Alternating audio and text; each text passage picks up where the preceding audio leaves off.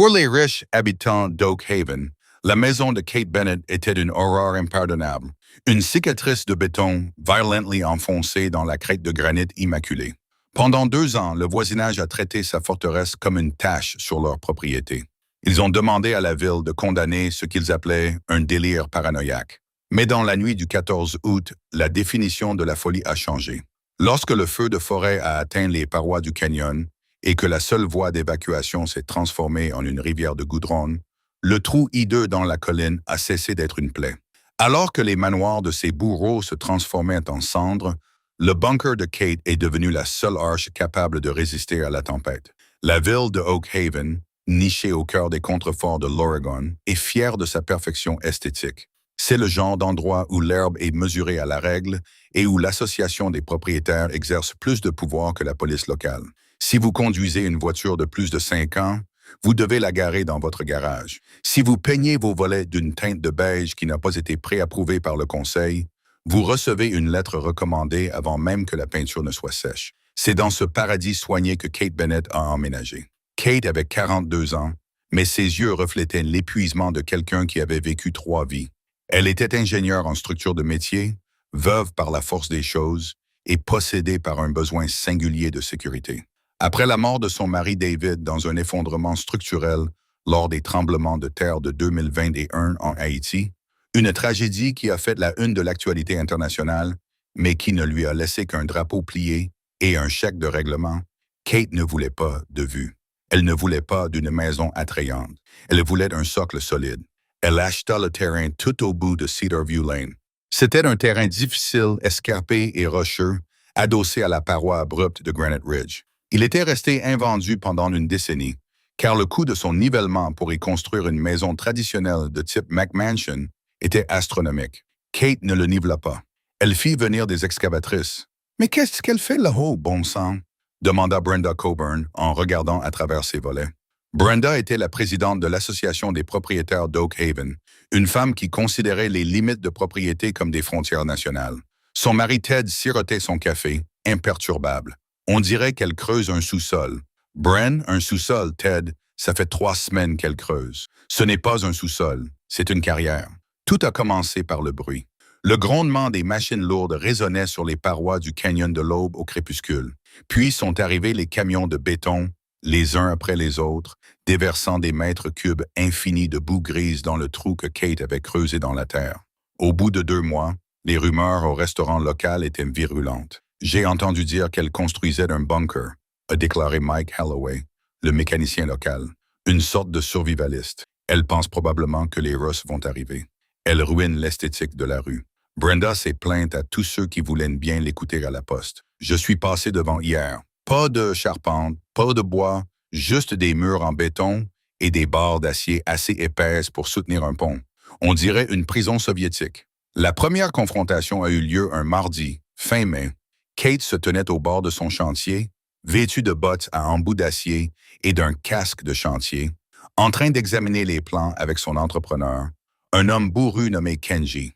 Brenda a remonté l'allée, ses talons claquant agressivement sur le gravier. Elle tenait un bloc-notes comme une arme. « Mademoiselle Bennett » a lancé Brenda, affichant un sourire forcé qui n'atteignait pas ses yeux. Kate a levé les yeux. Elle avait une trace de saleté sur la joue et aucune patience. « Je peux vous aider? Je suis Brenda Coburn, présidente de l'Association des propriétaires. Nous ne nous sommes jamais officiellement présentés, probablement parce que vous avez manqué les 3 dernières réunions de quartier. » Brenda balaya du regard le chantier chaotique avec dédain. « Je suis ici pour vous remettre une citation officielle concernant l'article 4 sur la structure. La section C stipule clairement que toutes les habitations doivent conserver une façade en bois à 60% afin de correspondre au thème rustique et luxueux d'Oak Haven. » Kate enroula les plans. « Il y aura une façade à terme. Pour l'instant, je me concentre sur les murs porteurs. C'est une horreur, Kate. » Brenda abandonna les civilités. « Les gens parlent. Vous creusez un trou dans une colline et vous le remplissez de ciment. C'est déprimant. Cela fait baisser la valeur de nos propriétés. Nous avons des normes ici. » Kate s'approcha. Elle était plus petite que Brenda, mais elle se tenait droite avec la densité du béton qu'elle coulait. « Brenda, la faille Haywood est en retard. Les saisons des feux de forêt s'allongent de 3 semaines chaque année. Je ne construis pas cette maison pour le luxe rustique. Je la construis pour qu'elle soit toujours debout quand tout le reste ne le sera plus. Brenda rit. C'était un aboiement aigu.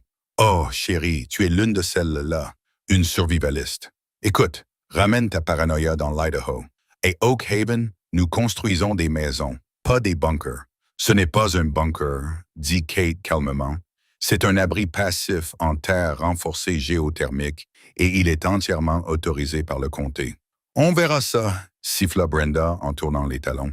Cette nuit-là, Kate trouva sa boîte aux lettres vandalisées. À l'intérieur, un mot écrit au marqueur noir disait « Pas de taupe, pas de gens autorisés ». Elle n'appela pas la police. Elle installa simplement une caméra de sécurité 4K avec vision nocturne et retourna examiner les rapports sur la résistance à la traction de son toit. En juillet, la structure était terminée et, selon les normes conventionnelles, elle était indéniablement laide.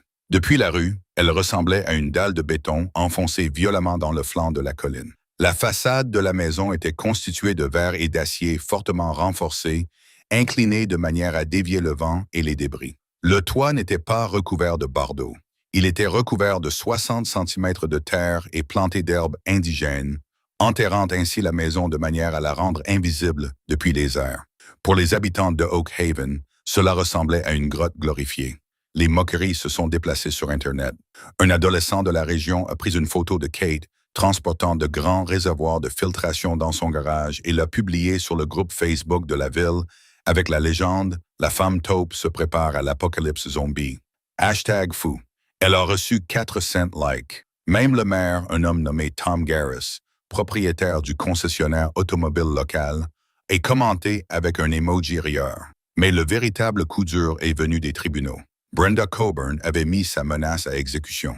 L'Association des propriétaires a poursuivi Kate Bennett pour non-conformité architecturale et négligence dans l'aménagement paysager. Les frais juridiques ont ruiné Kate. Elle s'est assise dans le bureau de son avocat, un homme nommé Robert Finch, qui sentait le tabac froid et l'eau de Cologne bon marché. « Ils ont raison, Kate », a déclaré Finch en desserrant sa cravate. « Les règlements sont vagues, mais un juge pourrait se ranger de leur côté simplement parce que la maison, eh bien, ne ressemble pas à une maison. Ce n'est pas une question d'apparence, Robert, dit Kate, la voix tremblante de frustration. Savez-vous pourquoi je l'ai construite dans la colline? Parce que la température ambiante de la Terre à 1,80 mètres de profondeur est constante, à 12 degrés Celsius. Je n'ai pas besoin de la mer. Savez-vous pourquoi le toit est en terre? Parce que les braises d'un incendie de forêt ne peuvent pas enflammer la terre. Le juge ne se souciera pas de la masse thermique, soupira Finch. Ils veulent que vous installiez un revêtement extérieur, peut-être des colonnes en fausse pierre, pour que ça ressemble à un cottage. Je ne peux pas mettre un bardage en cèdre inflammable sur une maison conçue pour résister à un incendie. Kate frappa du poing sur le bureau. Cela va à l'encontre du but recherché. Alors tu perdras la maison, dit Finch d'un ton neutre.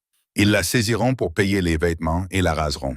Kate rentra chez elle ce soir-là et pleura.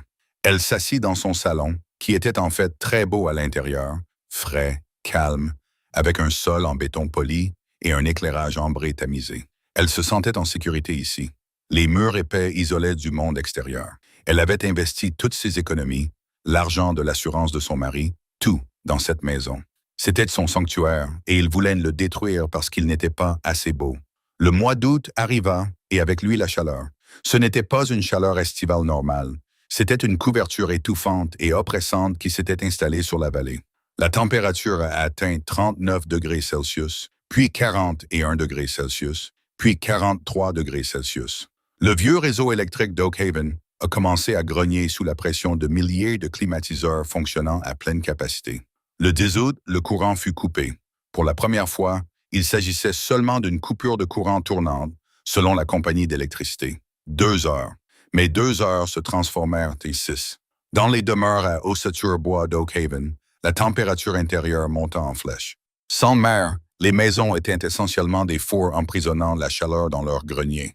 Brenda Coburn était assise sous son porche, s'éventant avec un magazine, transpirant à travers sa blouse en lin. Son mari Ted avait le visage rouge et haletait. « Incroyable », marmonna Brenda. « J'appelle le maire. » Plus bas dans la rue, Kate Bennett était assise dans son salon en train de lire un livre.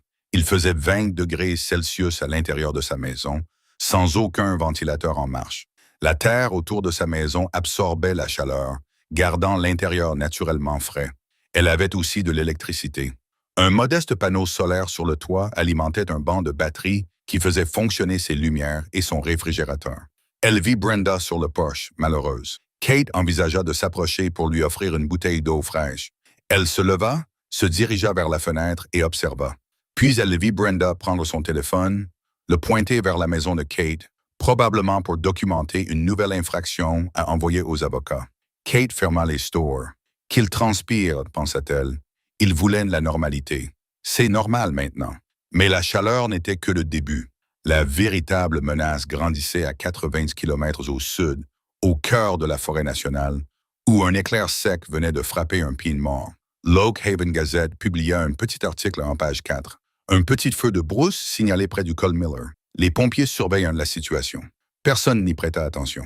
Ils étaient trop occupés à se plaindre de l'humidité et du bunker en béton laid au bout de la route. Le 13 août, le vent changea de direction. C'était un phénomène connu sous le nom de souffle du diable. Des vents chauds et secs descendaient du haut désert, se comprimant et se réchauffant à mesure qu'ils descendaient dans la vallée. Les rafales atteignaient 65 puis 80 km par heure. Kate était dans son jardin hydroponique situé dans une véranda renforcée, lorsqu'elle l'a senti. Ce n'était pas l'odeur d'un barbecue ou d'un feu de camp, c'était une odeur métallique âcre, l'odeur de la résine de pain bouillant avant de brûler. Elle s'est dirigée vers le bord de son allée.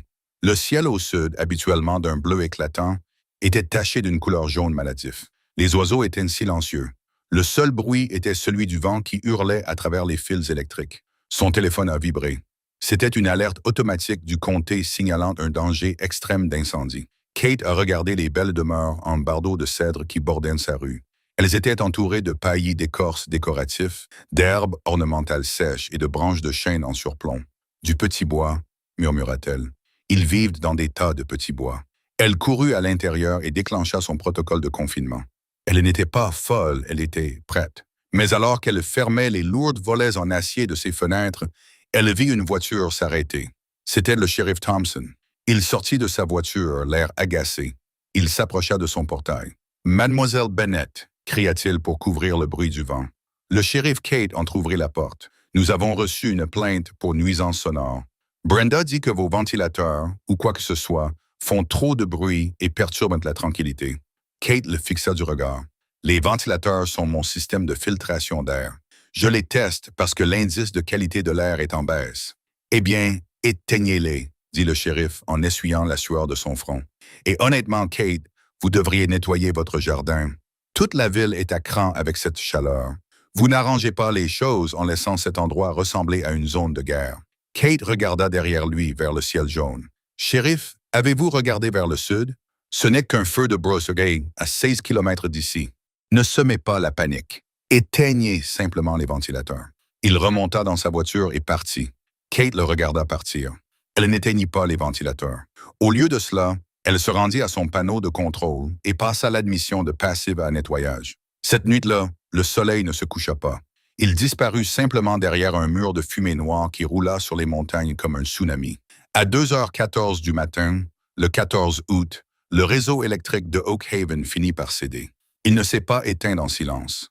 Le transformateur situé à l'angle d'Oak Street et de Pineview a explosé dans un bruit semblable à un coup de fusil, projetant des étincelles sur l'asphalte sec. À l'intérieur de la résidence Bennett, les lumières ont clignoté une fois, puis se sont stabilisées lorsque les batteries Tesla ont instantanément pris le relais.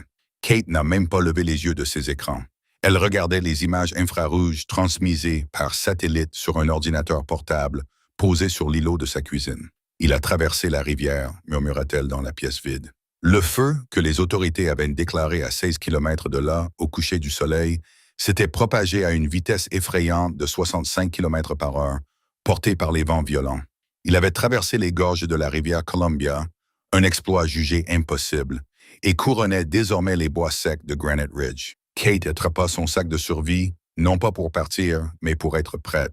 Elle vérifia le joint de la lourde porte en acier. Elle vérifia le manomètre à pression positive. L'air à l'intérieur de sa maison était vif et pur. Dehors, le monde était en train de se transformer en fournaise. En haut de la rue, Brenda Coburn se réveilla au son strident de son détecteur de fumée. Elle s'assit, confuse. « Ted, Ted, éteins ça. Ted ne répondit pas. Il se tenait près de la fenêtre de la chambre, silhouetté par une lueur orange qui n'aurait pas dû être là. Brenda, dit-il d'une voix faible et terrifiée, tu dois te lever. Brenda enfila sa robe de chambre en soie et se dirigea vers la fenêtre. Elle s'attendait à voir un lampadaire ou peut-être la lumière du porche d'un voisin. Ce qu'elle vit, c'était la fin du monde. L'horizon avait disparu. À sa place se dressait un mur infernal qui se tordait et se contorsionnait comme un être vivant. Le vent était si fort qu'il arrachait les bardeaux des toits des maisons dans la vallée, les envoyant tourbillonner dans la nuit comme des frisbees enflammés. « Oh mon Dieu !» souffla Brenda. « La maison, mes roses. »« Oublie les roses !» cria Ted, sortant de sa transe. Il lui saisit le bras avec force. « Prendre les clés. Nous devons partir maintenant. » Ils se précipitèrent d'en bas. Le courant était coupé. La maison était donc plongée dans le noir, éclairée uniquement par la lumière stroboscopique du feu à l'extérieur. L'air dans le couloir était déjà chargé d'une fumée âcre. Brenda chercha son téléphone à tâtons. « J'appelle les secours. » Pourquoi les sirènes ne retentissent-elles pas? Pourquoi personne ne nous a prévenus? Les lignes sont coupées. Brenda monte dans la voiture. Ils coururent vers le garage. Ted sauta dans sa Range Rover et appuya sur le bouton pour ouvrir la porte du garage. Rien ne se passa. Le courant. Ted jura en frappant le volant de sa main. Le moteur ne fonctionne pas. Tire sur la corde de déverrouillage d'urgence. Brenda hurla. Ted sortit précipitamment, tâtonnant dans l'obscurité à la recherche de la corde rouge suspendue au rail. Il tira dessus, désengageant le moteur, et essaya de soulever manuellement la lourde porte en bois massif. Elle bougea d'une trentaine de centimètres, puis se coinça. Les rails s'étaient déjà déformés à cause de la chaleur qui se propageait à travers les murs. « Aidez-moi !» cria Ted. Ensemble, toussant dans la fumée de plus en plus épaisse, ils réussirent à soulever la porte juste assez pour faire passer le SUV. Ted recula, raclant le toit de la voiture à 100 000 $, faisant grincer le métal sur le bois. Il s'en moquait. Alors qu'il reculait dans la rue, la scène était chaotique. Il était 2h30 du matin, mais on se serait cru à midi sur Mars. Le ciel était un plafond tourbillonnant d'orange et de noir. Les voisins sortaient en courant de chez eux en pyjama, serrant leurs animaux de compagnie et leurs albums photos dans leurs bras. Les voitures slalomaient entre les débris. Mike Holloway, le mécanicien, passa à toute vitesse dans sa camionnette, criant par la fenêtre. « Le pont! Il faut qu'on arrive au pont avant que le feu ne le coupe. » Brenda regarda sa maison, son magnifique chef-d'œuvre victorien de 3 étages, conforme aux normes de l'Association des propriétaires. Une braise rougeoyante comme une étincelle de soudure tomba du ciel et atterrit dans l'herbe ornementale séchée qu'elle avait plantée près du porche la semaine dernière. Elle s'enflamma comme de l'essence. En quelques secondes, les flammes léchèrent le revêtement en cèdre. Le bois rustique et luxueux que Brenda avait tant lutté pour imposer servait désormais de combustible idéal. « Allez, Ted, roule !» hurla Brenda en se détournant alors que son Porsche s'effondrait dans une pluie d'étincelles. Alors qu'il roulait à toute vitesse sur Cedar View Lane, ils passèrent le bout de l'impasse. Ils passèrent devant le trou en béton dans la colline. La maison de Kate se trouvait là, sombre et silencieuse. Les braises pleuvaient sur son toit en terre et s'éteignaient simplement. Les murs en béton reflétaient de la chaleur. Elle ressemblait à une tombe, indifférente au paysage infernal qui l'entourait. « Elle est morte », pensa Brenda, avec une étrange horreur détachée. Cette folle a probablement été cuite vivante dans cette boîte. Mais il n'y avait pas de temps pour la pitié. Ted lâcha l'accélérateur et rejoignit le convoi de résidents terrifiés qui se précipitaient vers la seule sortie d'Oak Haven, la route étroite et sinueuse du canyon qui menait à l'autoroute. Ils ne se doutaient pas qu'ils se dirigeaient droit vers un piège. La géographie d'Oak Haven était à la fois son plus grand atout et son défaut fatal. C'était une communauté encaissée dans un canyon, avec une seule voie d'accès et une seule sortie. La route de sortie, Rattlesnake Pass, était une bande d'asphalte à 2 voies creusées dans le flanc d'un ravin escarpé bordé de vieux pins denses. Lorsque le convoi de 40 voitures atteignit le milieu du col, les feux de freinage s'allumèrent en rouge. « Pourquoi nous arrêtons-nous » s'écria Brenda en serrant son sac à main si fort que ses jointures blanchirent. « Ted, contourne-les. » « Je ne peux pas les contourner, Brenda. Il y a une glissière de sécurité et une falaise. » Ted klaxonna, un son inutile et pathétique face au rugissement du feu. Devant eux, la voiture de patrouille du shérif Thompson était garée en travers de la route, gyrophare allumé. Le shérif se tenait au milieu de la route, agitant frénétiquement les bras. Ted baissa la vitre. La chaleur était physique, comme un coup de poing au visage. Ça sentait le caoutchouc fondu et la terreur. « Shérif, déplacez la voiture. »« Nous devons sortir » cria Ted. Le shérif Thompson courut vers eux. Son uniforme était brûlé, son visage couvert de suie. Il avait les yeux écarquillés. « Faites demi-tour » hurla Thompson. « Faites demi-tour. Vous êtes fou ?» Brenda se pencha. « Ma maison est en feu. On ne peut pas faire demi-tour. Vous ne pouvez pas avancer. » Thompson désigna le canyon. Brenda regarda. À 800 mètres de là, un chêne massif dont les racines avaient pris feu s'était effondré sur l'asphalte, emportant avec lui un réseau de lignes électriques. La route était complètement bloquée. Mais pire que l'arbre, c'était le feu lui-même. Le feu de forêt avait fait ce que les feux de forêt font souvent dans les canyons. Il avait créé un effet de cheminée. Les flammes avaient remonté le ravin depuis le fond, coupant efficacement la route en dessous. Un mur de feu de 15 mètres de haut dévorait l'asphalte. « La route a disparu !» cria Thompson en toussant violemment. « Le feu grimpe sur les deux versants de la crête. Nous sommes dans un entonnoir. »« Alors, où allons-nous » a crié Mike Holloway depuis son camion derrière eux. « Nous ne pouvons pas descendre. Nous ne pouvons pas rester ici. Reculez jusqu'aux propriétés, » a ordonné Thompson. Le centre communautaire est équipé d'un système d'arrosage. Le centre communautaire a un toit en bois, a répondu Ted. Il brûlera en 5 minutes. Des cris de panique et des hurlements bestiaux ont commencé à se propager dans la file de voitures. Les gens sortaient de leurs véhicules, pleuraient, regardaient le feu qui envahissait le bas de la colline et celui qui descendait du sommet. Ils étaient pris en étau. « Nous allons mourir ici », gémit une femme dans la voiture derrière eux. C'était Madame Gable, la bibliothécaire. Elle serrait son Golden Retriever dans ses bras. « Nous allons brûler ici, sur la route. » Brenda regarda le thermomètre sur le tableau de bord. 47 degrés Celsius. La peinture de la voiture à côté d'eux commençait à cloquer. « Réfléchis, Ted. Réfléchis. » Brenda lui donna une tape sur le bras. « Je ne sais pas quoi faire. » Ted hurla, les larmes coulant sur son visage couvert de suie. Il n'y a nulle part où aller. Oak Haven est une impasse. Soudain, une voix grésilla dans la radio du shérif, qu'il avait accrochée à son épaule. Elle était faible, couvrant les parasites. « Shérif Thompson, vous me recevez? » Le shérif saisit le micro. « Ici Thompson. Qui est à l'appareil? Gardez la ligne libre. Ici Kate Bennett. Je surveille la route du canyon à l'aide d'un drone. Je peux voir le blocage. » Brenda se figea. « La femme taupe. Kate, » hurla Thompson. « Nous sommes piégés. Nous sommes coupés au col. Nous avons 40 civils, peut-être plus. Nous n'avons nulle part où aller. » Il y eut un silence. Le vent hurlait, secouant le lourd SUV. Un pen situé à 50 mètres explosa en flammes avec un bruit semblable à celui d'une bombe. La voix de Kate redevint calme, froide et totalement dépourvue de panique. Le feu remonte le ravin à une vitesse de 1,80 mètres par seconde. Il atteindra la route où vous vous trouvez dans environ 12 minutes. Le centre communautaire est déjà compromis. Le toit a pris feu il y a 3 minutes. « Alors où ?» hurla Thompson. « Donnez-nous une option. » Il n'y a qu'un seul bâtiment à Oak Haven classé pour une résistance au feu de classe A et une ventilation à pression positive. Kate répondit. « Ma maison. » Brenda resta bouche bée. « Mon portail est ouvert. » Kate continua. « J'ai abaissé les bornes. Vous avez de la place pour les véhicules dans la carrière inférieure. Mon allée. Elle est en gravier et en pierre. Pas de carburant. Faites entrer les gens dans la structure. Faites-le maintenant. » Thompson regarda la file de voitures. Il regarda les visages terrifiés des voisins qui avaient raillé Kate Bennett pendant 2 ans. Il regarda Brenda. « Vous l'avez entendu » rugit Thompson en agitant les bras. « Faites demi-tour. Tout le monde, faites demi-tour. Dirigez-vous vers la maison des Bennett. Allez, allez, allez » Ce fut une ruée chaotique. Les voitures effectuaient des demi-tours sur la route étroite, raclant les glissières de sécurité, heurtant les pare-chocs. Le désespoir était palpable.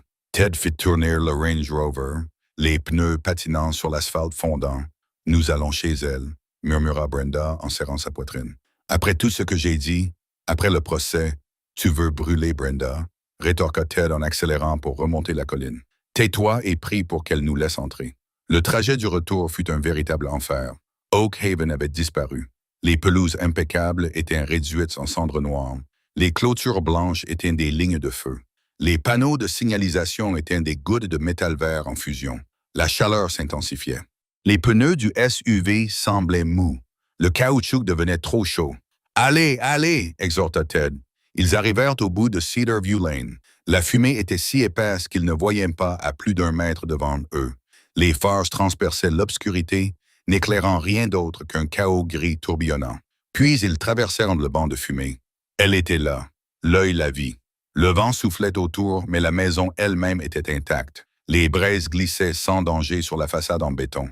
Les volets en acier étaient hermétiquement fermés, ressemblant aux portes blindées d'une forteresse. Le lourd portail en acier, habituellement verrouillé par un scanner biométrique, était grand ouvert. « Entrez !» cria le shérif Thompson en s'arrêtant derrière eux. « Garez-vous dans la fosse d'excavation! Éloignez-vous de la lisière des arbres! » Les voitures se sont engouffrées dans la propriété de Kate. La carrière dont Brenda s'était plainte, cette grande dépression recouverte de gravier que Kate avait creusée et jamais remplie, servait désormais de pare-feu. Elle était suffisamment large pour accueillir les 30 voitures, les maintenant à 15 mètres de la végétation en feu la plus proche. Les gens se sont précipités hors de leur véhicule. L'air extérieur était irrespirable. Il brûlait les poumons. Les cendres tombaient comme une neige épaisse. « Où allons-nous » Madame Gable hurla en serrant son chien dans ses bras. C'est fermé à clé. Ils coururent vers la dalle de béton de la maison. L'entrée principale était un mur d'acier imposant. Brenda l'atteignit de la première. Elle frappa le métal de son poing. Le métal était brûlant au toucher. « Kate !» hurla-t-elle. « Kate, ouvre s'il te plaît !» Pendant 10 secondes terrifiantes, rien ne se passa. Le rugissement du feu devenait de plus en plus fort. Un train de marchandises fonçait sur eux. La chaleur leur brûlait la peau du dos. « Elle ne va pas ouvrir », pensa Brenda, une froide prise de conscience l'envahissant. Pourquoi le ferait-elle? Nous avons essayé de la détruire. Nous l'avons poursuivie en justice. Nous l'avons ridiculisée. Elle va nous regarder brûler devant sa porte. Puis, avec un sifflement hydraulique lourd, la porte blindée en acier commença à s'ouvrir. Un souffle d'air frais et pur frappa le visage de Brenda. C'était comme ouvrir un réfrigérateur au milieu du désert. Kate Bennett se tenait dans l'embrasure de la porte. Elle ne portait pas de tenue apocalyptique. Elle portait un jean et un pull gris. Elle tenait un bloc-notes. Elle regarda la foule de voisins terrifiés et couverts de suie. Elle regarda Brenda, dont la robe en soie coûteuse était ruinée, dont le visage était strié de larmes noires. Kate ne sourit pas. Elle ne jubilait pas. Elle s'écarta. « Enlevez vos bottes dans l'entrée, » dit Kate calmement. « Je ne veux pas de cendres sur le sol. » Le passage de l'enfer à l'intérieur de la résidence Bennett fut si brutal qu'il provoqua un choc physique immédiat. L'instant d'avant, 42 personnes essoufflées et terrifiées se tenaient dans un décor apocalyptique.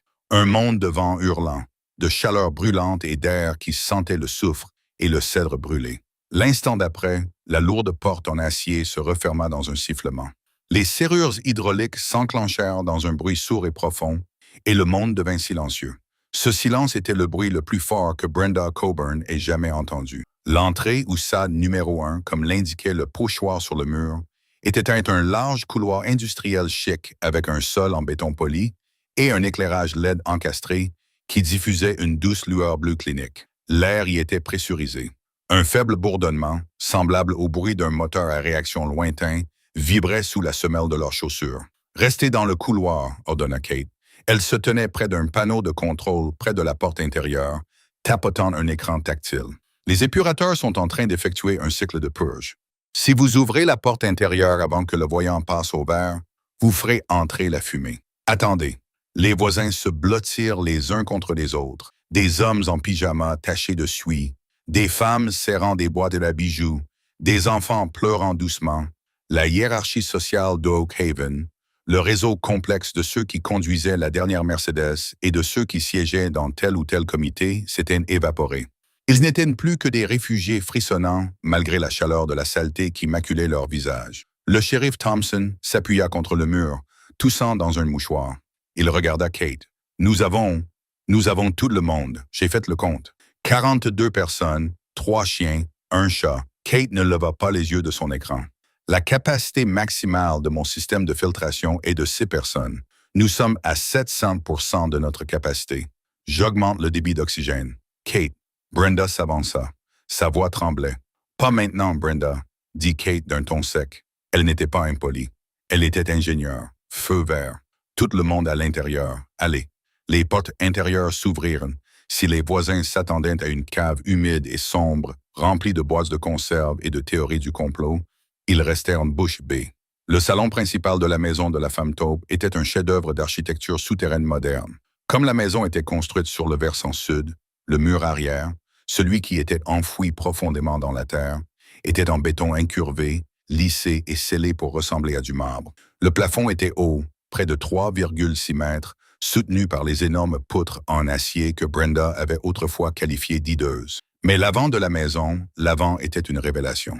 Le bunker avait des baies vitrées, mais ce n'étaient pas des fenêtres normales. Il s'agissait de quadruples vitrages en polycarbonate, laminés de qualité balistique, actuellement recouverts de volets anti-explosion en acier.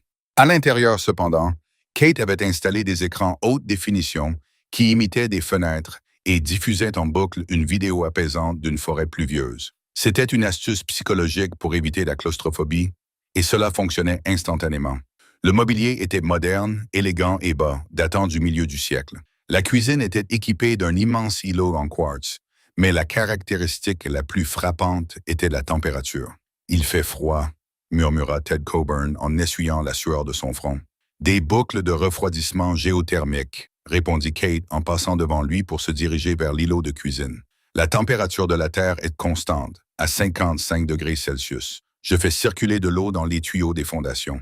Pas besoin d'électricité pour refroidir, juste de la physique. » Elle grimpa sur un tabouret derrière l'îlot de cuisine, qui ressemblait davantage à un centre de commande. 3 ordinateurs portables étaient ouverts. Un grand écran mural affichait une grille de flux provenant de caméras de sécurité.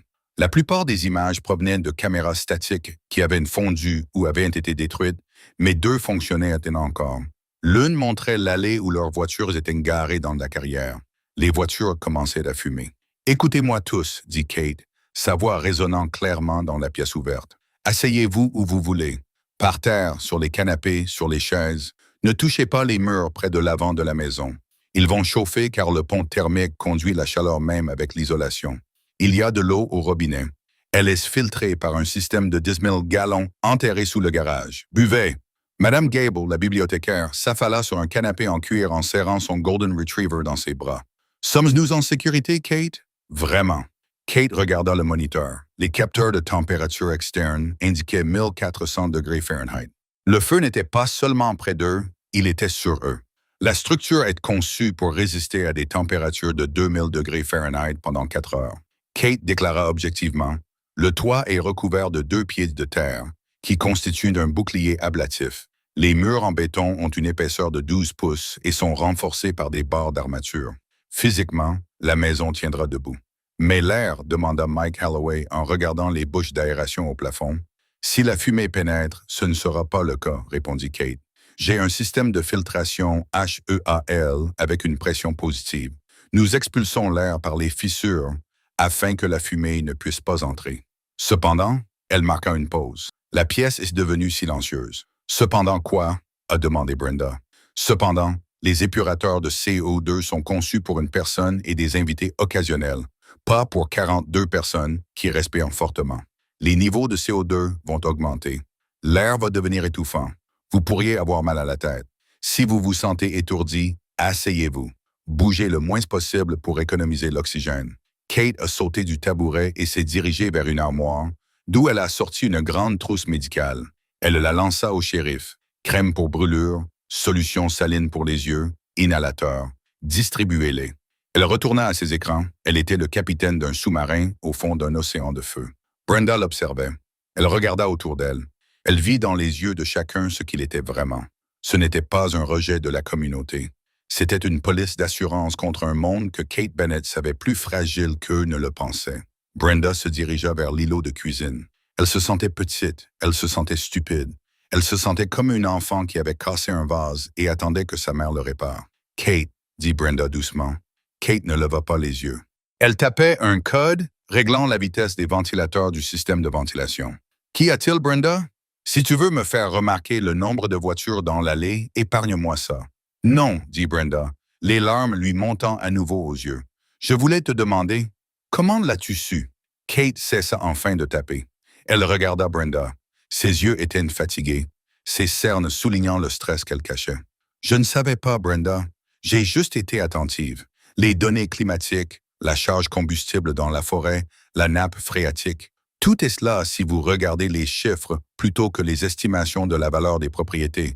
Nous vous avons traité de folle, murmura Brenda. Nous avons essayé de vous prendre votre maison. Oui, c'est vrai. Et vous nous avez quand même laissé entrer. Kate regarda au-delà de Brenda, vers la foule de personnes qui buvaient son eau, assises sur son sol, vivantes. Mon mari David est mort à cause d'un bâtiment qui s'est effondré, dit Kate doucement. Il est mort parce que le béton avait été mélangé avec trop de sable pour faire des économies. Parce que les barres d'armature étaient rouillées. Il a été écrasé. Elle prit une inspiration. Je me suis promis de ne plus jamais entrer dans un bâtiment qui s'effondrerait. Et j'ai promis que si je pouvais l'empêcher, je ne laisserais personne d'autre mourir de cette façon. Même s'ils sont, Kate chercha un mot poli, des voisins difficiles. Brenda baissa la tête. Je suis désolé. Je suis vraiment désolé. Kate acquiesça, acceptant les excuses, mais sans s'attarder dessus. Elle désigna le moniteur. Préparez-vous. Kate cria à la salle. Le front principal nous frappe maintenant. Sur l'écran. L'image de la caméra depuis l'allée devint blanche. Le bruit commença comme un grondement profond dans la terre, comme un train de marchandises passant directement sous le plancher. Puis vint le rugissement. C'était un bruit si fort qu'il défiait toute description. Ce n'était pas seulement le vent, c'était le bruit de l'atmosphère qui se déchirait. La tempête de feu, alimentée par le courant d'air du canyon, créait son propre système météorologique. Une tornade de feu passait directement au-dessus de Granite Ridge. À l'intérieur du bunker, les lumières clignotaient. Les LED bleus apaisantes virèrent à l'orange lorsque le système passa en mode de stabilisation du réseau. Les panneaux solaires ont disparu, annonça Kate d'une voix calme mais forte pour couvrir le grondement. Nous sommes en mode batterie de secours. Je coupe les circuits non essentiels. Les écrans vidéo de la forêt pluviale devinrent noirs. La pièce s'assombrit. La seule lumière provenait des bandes d'urgence le long du sol et de la lueur des moniteurs. « Maman !» cria un enfant. « Tout va bien, tout va bien !» Madame Gable le rassura, bien qu'elle tremblait. Crac! Un bruit semblable à un coup de feu résonna dans la maison. « Qu'est-ce que c'était ?» hurla Ted Coburn en se levant d'un bond. « Dilatation thermique », répondit Kate instantanément. Les volets anti-explosion en acier à l'extérieur chauffent. Ils se dilatent contre la structure en béton. C'est normal, ils sont conçus pour se déformer vers l'extérieur, pas vers l'intérieur. « Conçus pour », cria Ted. « Tu l'as testé, je l'ai modélisé », rétorqua Kate. « Assieds-toi, Ted. » La chaleur commença à s'infiltrer. Malgré les murs de 30 cm d'épaisseur, malgré les boucles de refroidissement, l'intensité même de la tempête de feu à l'extérieur, qui atteignait désormais 2000 degrés Celsius, imprégnait la structure. La température à l'intérieur de la pièce grimpait. 24 degrés Celsius, 27 degrés Celsius, 29 degrés Celsius. Ce n'était pas la chaleur mortelle du feu, mais c'était inconfortable. L'air devenait lourd. L'odeur de l'ozone et du métal chaud imprégnait la pièce. Pas la fumée, mais l'odeur de la maison qui luttait pour sa survie. Kate fixait les capteurs de contraintes structurelles. La charge sur le toit augmentait. « Pourquoi le toit devient-il plus lourd ?» murmura-t-elle. Le shérif Thompson l'entendit. « Plus lourd que les débris. » Kate comprit. Les arbres qui font partie de la crête. Peut-être que le feu déstabilise la pente au-dessus de nous. Nous subissons des glissements de terrain. Elle tapait furieusement sur son clavier. J'active les étais hydrauliques. Dans les coins de la pièce, cachés derrière des panneaux de placoplâtre, on pouvait entendre des grincements mécaniques tandis que des piliers auxiliaires en acier s'étendaient, ajoutant un soutien supplémentaire aux poutres du toit. C'était une fonctionnalité que Kate avait ajoutée pour les tremblements de terre, mais elle servait maintenant un autre objectif, celui de soutenir la montagne qui tentait de les ensevelir. « Le toit va s'effondrer ?» demanda Mike Holloway d'une voix tendue. « Non », mentit Kate, elle n'en était pas sûre. La charge approchait les 90% de la capacité maximale. Si un énorme rocher dévale la crête, respirez simplement par petites bouffées, dit Kate. Restez calme. Ils restèrent assis dans cette lumière ambrée pendant ce qui leur sembla être des jours. En réalité, cela dura 45 minutes. 45 minutes pendant lesquelles la montagne hurla. 45 minutes pendant lesquelles ils entendirent les débris s'écraser sur le sol au-dessus de leur tête. Brenda s'assit sur le sol à côté de l'îlot de cuisine. Elle observait Kate. Elle voyait la main de Kate trembler légèrement tandis qu'elle ajustait la souris. Elle voyait la sueur perler sur le cou de Kate. Elle aussi avait peur. Brenda comprit qu'elle était juste assez courageuse pour ne pas le montrer. Et à ce moment-là, Brenda se détesta. Elle se souvint de la pétition qu'elle avait lancée. La structure Bennett est incompatible avec le caractère d'Oak Haven. Elle regarda autour d'elle. Cette structure était le seul caractère qui restait à Oak Haven. Les manoirs victoriens, les bardeaux de cèdre, les gazebos. Tout était réduit en cendres. Désormais, la seule chose réelle, la seule chose durable, c'était cette boîte en béton et la femme qui l'avait construite. Soudain, le rugissement commença à s'estomper. Il ne s'arrêta pas, mais changea de nature. Le hurlement du réacteur se transforma en un vrombissement sourd. Les vibrations du sol cessèrent. Le front est passé, murmura Kate. Elle s'affaissa légèrement sur sa chaise. Il se déplace vers le nord. Un soupir collectif parcourut la pièce. Les gens se mirent à pleurer. Des larmes de soulagement, pas de terreur. « Sommes-nous en sécurité ?» demanda Madame Gable. « Pour l'instant, oui, répondit Kate. Le feu a consumé tout le combustible autour de nous. Nous sommes dans le noir. Il n'y a plus rien à brûler. » Elle tapa quelques touches. « Je vais vérifier les caméras externes, celles qui ont survécu. » Le grand écran mural s'alluma. L'image était granuleuse, en noir et blanc, filmée par une caméra renforcée encastrée profondément dans le béton de l'entrée. La salle retint son souffle. On aurait dit la surface de la Lune si celle-ci avait été faite de charbon. L'allée de la carrière était un cratère fumant.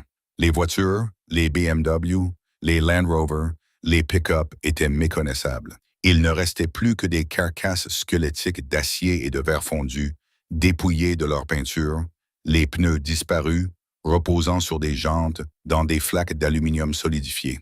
Au-delà de l'allée, la luxuriante forêt de pins de Granite Ridge avait disparu. À sa place se trouvaient des milliers de pics noirs, les troncs carbonisés des arbres dépassant des cendres grises qui semblaient atteindre 1 mètre de profondeur.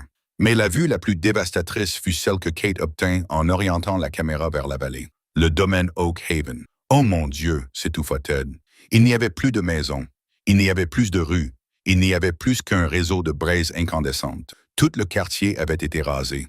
Les cheminées se dressaient comme des pierres tombales parmi les décombres. La destruction était totale. « Ma maison », murmura Brenda. « Tout. » La réalité les frappa tous en même temps. Ils étaient vivants, oui, mais ils étaient sans-abri. Les vêtements qu'ils portaient étaient tout ce qu'ils possédaient. Les papiers d'assurance, les photos de famille, les objets de famille, tout avait disparu. Le silence s'abattit sur le bunker, plus lourd qu'auparavant. Puis un bruit rompit le silence. C'était le ronronnement d'un moteur. « Qu'est-ce que c'est ?» demanda le shérif. « La ventilation », répondit Kate. « La température extérieure est descendue en dessous de 400 degrés Celsius. Je passe les épurateurs en mode anti-fumée et fais entrer de l'air frais. Les niveaux de CO2 deviennent trop élevés. » Un sifflement d'air pénétra dans la pièce. Il y avait une légère odeur de feu de camp, mais c'était de l'oxygène frais. Kate se leva. Ses jambes tremblaient. Elle contourna l'îlot et se plaça devant ses voisins. « La salle de bain se trouve au bout du couloir, deuxième porte à gauche, dit-elle doucement. C'est un système de compostage. Veuillez donc lire les instructions affichées sur le mur. J'ai un garde-manger à l'arrière avec des rations militaires et des aliments lyophilisés. Ce n'est pas gastronomique, mais chaque repas contient 2000 calories. Je suggère que nous les rationnions. » Elle regarda Brenda. « Il y a des sacs de couchage dans le placard de rangement. Nous en avons assez pour tout le monde si nous les ouvrons et les utilisons comme couverture. » Brenda se leva. Elle s'approcha de Kate. La pièce observait, s'attendant à une nouvelle confrontation ou peut-être à une crise de nerfs. Brenda tendit la main et prit celle de Kate. Elle la serra fort. « Merci, dit Brenda d'une voix claire. Merci d'être plus intelligente que nous. Merci d'être qui tu es. » Kate lui rendit son étreinte pendant 1 seconde, puis se retira, gênée par l'émotion. « Nous avons beaucoup de travail à faire, dit Kate, revenant à sa logique. Le feu est éteint, mais les infrastructures sont détruites. Pas d'électricité, pas d'eau, pas de réseau mobile. Nous sommes livrés à nous-mêmes ici jusqu'à ce que les routes soient dégagées. Cela pourrait prendre des jours. Nous pouvons aider, dit Mike Holloway en se levant. Je suis mécanicien. Je peux examiner le générateur. Je suis infirmière, dit une femme nommée Susan depuis le fond de la pièce. Je peux mieux organiser les fournitures médicales. Je peux cuisiner, proposa timidement Madame Gable. Si vous avez une cuisinière, j'ai une plaque à induction, dit Kate. Et moi, Ted Coburn, dis-je en m'avançant, j'ai une bouteille de scotch dans la poche de mon manteau qui, par miracle, n'est pas cassée, et je pense que nous avons tous besoin d'un verre. Un faible murmure de rire parcourut la pièce. C'était le premier signe de joie depuis 6 heures. « Garde le scotch pour plus tard, Ted, » dit Kate, un léger sourire effleurant ses lèvres. Pour l'instant, j'ai besoin que tu m'aides à vérifier la pression hydraulique sur les supports du toit. Tu es architecte, n'est-ce pas? Je l'étais, répondit Ted en regardant l'écran qui montrait les ruines de l'œuvre de sa vie. Maintenant, je ne suis plus qu'un type qui vit dans un trou. C'est un joli trou, dit Brenda avec fermeté. C'est le plus beau trou du monde, acquiesça le shérif. Kate se retourna vers ses écrans. La phase de crise était terminée. La phase de survie avait commencé. Mais en regardant les relevés thermiques, elle remarqua quelque chose. Une anomalie sur les capteurs près de la porte d'entrée. « Shérif, dit-elle, la voix à nouveau tendue. Qu'y a-t-il? Le capteur de mouvement du périmètre. Est-ce que c'est le feu qui s'embrase? Non. Kate fit un zoom sur l'image granuleuse de la caméra de vision nocturne. Il fait trop froid pour qu'il y ait un incendie. Quelque chose bougeait dans les cendres au bas de l'allée. Quelque chose de gros. Des ours? Demanda Mike. Non, répondit Kate. Un véhicule. Un bulldozer cabossé, brûlé et refroidi apparut dans le champ de vision, écrasant les restes de la porte d'entrée. Derrière lui venait un camion de transport lourd. Les secours! S'exclama Brenda. Déjà! Kate fronça les sourcils. Ils n'auraient pas pu dégager la route aussi vite. Le pont était impraticable. Le bulldozer s'arrêta. Des hommes vêtus de combinaisons jaunes en descendirent, mais ils ne se déplaçaient pas comme des pompiers à la recherche de survivants. Ils se déplaçaient de manière tactique. Ils avaient des fusils en bandoulière. Kate ressentit un frisson qui n'avait rien à voir avec le refroidissement géothermique. « Ce n'est pas Cal Fire », murmura-t-elle. « Quoi? » Le shérif plissa les yeux pour regarder l'écran. Il est écrit « Pompier » sur le camion. « Regarde les bottes », dit Kate. Ce sont des bottes de combat et ils portent des HAR-15SCESKN. Elle appuya sur un bouton de sa console. Verrouillage initié. Les portes anti-explosion intérieure qu'elle avait préparées pour s'ouvrir se refermèrent brusquement. « Que se passe-t-il? » demanda Brenda, paniquée à nouveau. « Des pillards, » réalisa le shérif, le visage pâle. « Ils se font passer pour des sauveteurs pour entrer dans les zones d'évacuation. Ils vident les maisons avant que les propriétaires ne reviennent. Il n'y a plus de maisons à vider, dit Ted.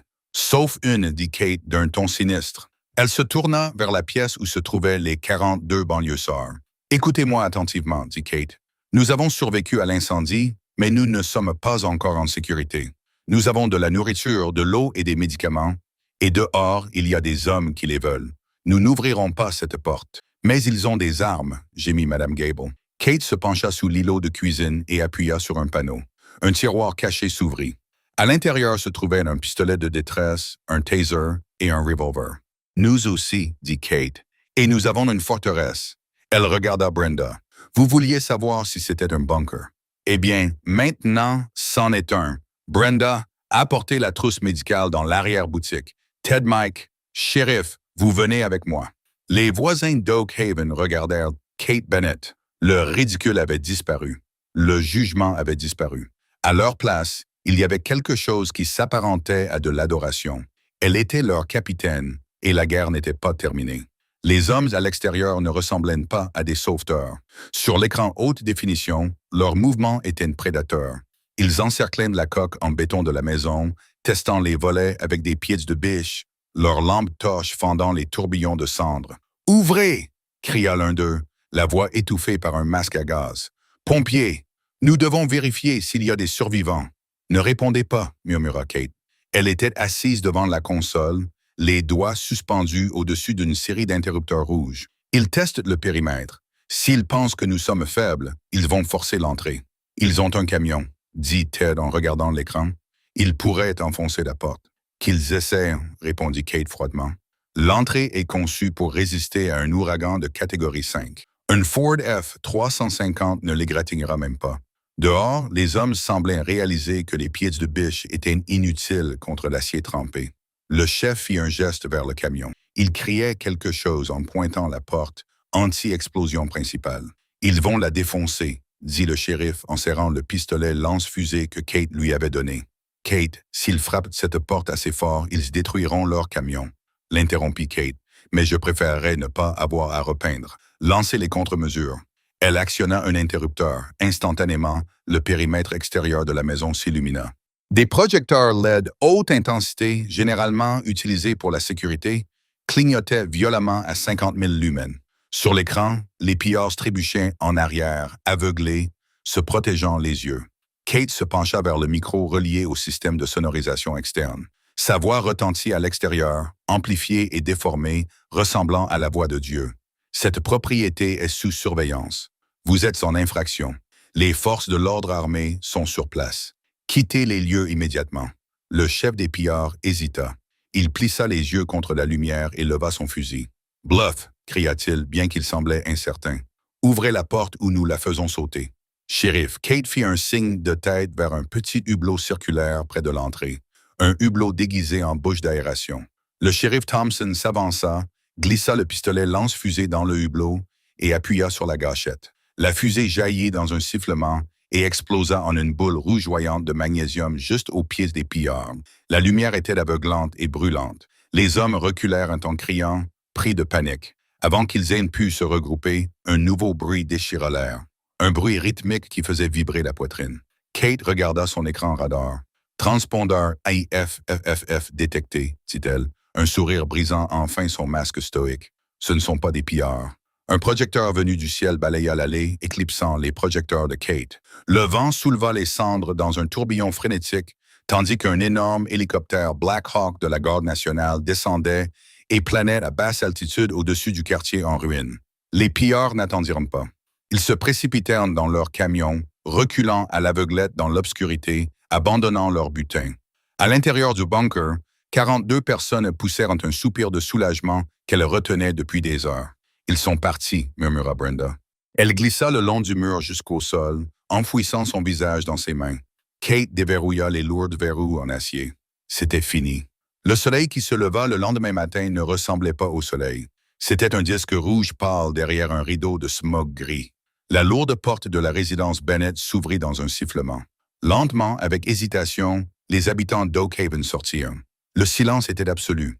Là où il y avait eu des pelouses bien entretenues, il n'y avait plus que de la poussière noire. Là où il y avait eu des clôtures, il n'y avait plus que des lignes de charbon. Les manoirs, symboles de leur statut, de leur fierté, de leur dette, avaient disparu. Les cheminées se dressaient comme des pierres tombales dans un cimetière de cendres. Brenda se tenait à côté de Kate sur la dalle de béton. Brenda portait un pantalon de survêtement trop grand appartenant à Kate et un T-shirt avec l'inscription « Nessa ». Elle regardait l'endroit où se trouvait autrefois sa maison victorienne. Il ne restait plus que les fondations en pierre. « Tout a disparu », dit Ted d'une voix creuse. « Tout ce pourquoi nous avons travaillé. »« Pas tout mot », dit Kate. Elle désigna le groupe. Madame Gable serrait son chien dans ses bras. Le shérif vérifiait sa radio qui captait enfin un signal. Des enfants étaient assis sur les rochers et partageaient une barre granola. « Nous sommes là », dit Kate. « Nous sommes vivants. » Brenda se retourna pour regarder le bunker en béton derrière eux. Ses yeux virent cette monstruosité. Il se dressait, austère et gris, contre la colline noire, seule chose verticale dans un monde horizontal. Il était rayé, couvert de suie, et le paysage avait disparu. C'était la plus belle chose que Brenda ait jamais vue. Elle se tourna vers Kate. « Tu sais que l'association des propriétaires va devoir se réunir à ce sujet », dit Brenda d'une voix sèche. Kate se raidit, prête à se battre. « Pardon ?» Brenda esquissa un sourire faible et fatigué. « Nous devons réécrire les statuts. Je pense que le béton armé devrait être le nouveau style obligatoire pour Oak Haven. » Ted rit. C'était un rire rauque, mais sincère. « Appuyez. Tous ceux qui sont pour, » demanda le shérif. J'ai crié 40 voix.